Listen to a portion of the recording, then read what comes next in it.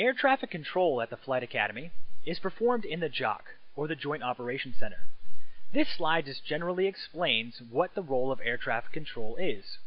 There are two roles in the JOC, or the Joint Operations Center, and that is the air traffic controller and the tower controller. The tower controller sees the aircraft from start until it takes off the runway and is out of visual. The air traffic controller takes over when the aircraft is in the air and is no longer in line of sight. So he's able to see it in the air using the radar.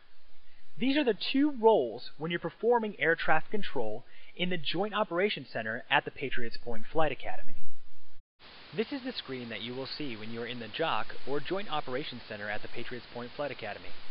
The center of the radar is the air traffic controller. The yellow dots that are moving are aircraft. They are followed by smaller white dots, or what we call a breadcrumb trail. This breadcrumb trail denotes the recent movements of the aircraft. If they are far apart, then the aircraft is moving fast. If they are close together, then the aircraft is moving slower. The breadcrumbs will also show any recent directional changes of the aircraft. Let's look towards the white circle that encompasses the radar. This is the compass, and it is divided into degrees. This is important when assisting your pilot in obtaining the correct heading towards a location.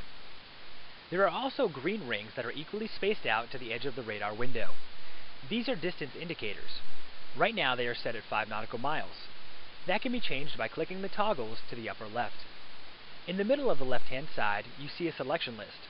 You are able to select a particular aircraft and see important information such as altitude and ground speed. You can use any of these tools on the left-hand side to successfully execute your mission.